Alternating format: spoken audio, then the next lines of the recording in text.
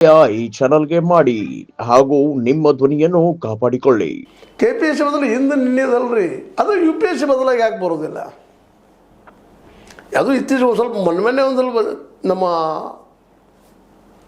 ಏನಪ್ಪ ಮೋದಿಯವ್ರ ಬಂದ ಒಂದಿಷ್ಟು ಈ ಒಂದು ಪ್ರೈವೇಟ್ದಲ್ಲಿ ಕೆಲಸ ಮಾಡೋದ್ರಿಂದ ತೊಗೊಳ್ಳೋದು ಒಂದು ಏನೋ ಅನುಕೂಲ ಮಾಡಿದರು, ಅದರಿಂದಾಗಿ ಅಲ್ಲಿ ಭ್ರಷ್ಟಾಚಾರ ನಡೀತು ಅನ್ನೋಂಥ ಆರೋಪಗಳು ಬಂದು ಅಲ್ಲೂ ಕೆಲವೊಂದಿಷ್ಟು ಕೇಳಿದ್ವು. ಅದು KPSCಯಲ್ಲಿ ಕೇಳುವಷ್ಟು ಇಲ್ಲ.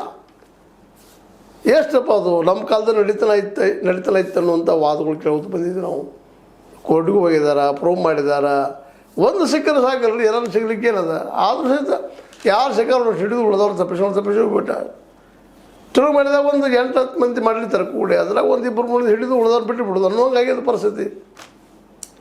ಒಬ್ಬರು ಸಿಕ್ಕರು ಸಹಿತ ಅದನ್ನು ರಿಜೆಕ್ಟ್ ಮಾಡಿ ಪೂರ್ತಿ ಇನ್ನೊಮ್ಮೆ ಪ್ರಾಮಾಣಿಕವಾಗಿ ಪಾರದರ್ಶಕವಾಗಿ ಎಕ್ಸಾಮ್ ನಡೆಸೋದು ಅಷ್ಟೇ ಅಲ್ಲ, ಅಲ್ಲಿ ಸದಸ್ಯರ ಬೇಕಾ ಅನ್ನೋಂಥ ಒಂದು ಮಾತದೆ. ಅದಕ್ಕೆ ಆಯಾ ಸರ್ಕಾರಗಳ ಜವಾಬ್ದಾರಿಪ್ಪ. KPSC ಮೇನ್ ಪ್ರಧಾನ ಕಾರ್ಯದರ್ಶಿ, ಅದ್ರ ಜೊತೆ ಸರ್ಕಾರ ಅದ್ರ ಸಹಿತ ಹಸ್ತಕ್ಷೇಪ ಮಾಡಬಾರ್ದು. ಇಂಡಿಪೆಂಡೆಂಟ್ ಸ್ವಾಯತ್ತ ಸಂಸ್ಥೆ KPSC ಮಾಡಿದಿರಿ, ಆದರೆ ಸದಸ್ಯರು ಅಧ್ಯಕ್ಷರು ಅವರನ್ನು ಸೇರಿಸಿ ಅವ್ರು ಏನು ಮನುಷ್ಯ ಬಂದಾಗ ದುಡ್ಡು ವ್ಯವಹಾರ ಮಾಡ್ತಾರಂತ ಇವತ್ತು ಕೊಟ್ಟವ್ರು ಹೇಳ್ತಾ ಇದ್ದಾರೆ. ಯಾವುದೇ PSI ಸೆಲೆಕ್ಷನ್ ಆಗಲಿ ಅಥವಾ ಯಾವುದೇ ಒಂದು ವ್ಯಕ್ತಿ ಸೆಲೆಕ್ಷನ್ ಆಗಲಿ, ಯಾವ ಇದು KS ಅಧಿಕಾರಿ ಇರಲಿ, ಅವ್ರು ನಾವು ಕೊಟ್ಟು ಹೋಗಿದ್ವಿ ಅಂತ ಏನಪ್ಪ ಅಂತಂದ್ರೆ ತಮ್ಮ ಆಫೀಸಲ್ಲಿ ಕಳೆದ್ರೆ ಹೇಳ್ತಾ ಇರ್ತಾರೆ.